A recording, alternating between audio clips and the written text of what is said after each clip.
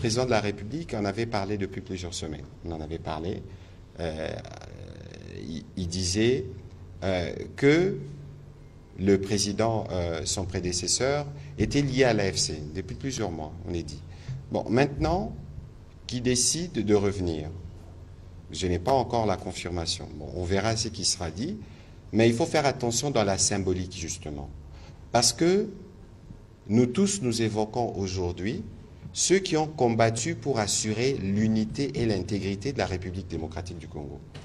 Parmi ceux-là, il y a un fils d'ailleurs du Grand Katanga qu'on appelle Mzee Laurent Désiré Kabila, qui a fait les serments de ne jamais trahir le Congo. Alors, il faut, dans les actes qui sont posés par un de ses illustres prédécesseurs, disons successeurs, que dans les actes que nous posons, nous nous assurons que nous ne trahissons justement pas les serments de Mzee. Nous savons tous, et je n'ai pas besoin de le rappeler, aujourd'hui nous connaissons l'ennemi. Nous connaissons les complices de l'ennemi. Alors, est-ce que dans la symbolique, parce qu'il ne faut pas oublier que le président Kabila lui-même a combattu les M23.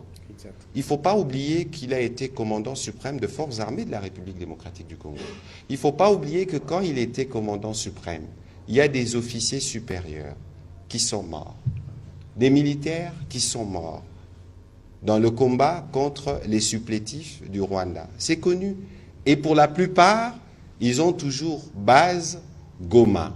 Donc dans la symbolique, il y a des choses importantes. Alors moi je dis, je ne veux pas présager, je ne l'ai pas entendu, mais il faut regarder dans la symbolique les actes qui sont posés et les conséquences qu'ils peuvent avoir.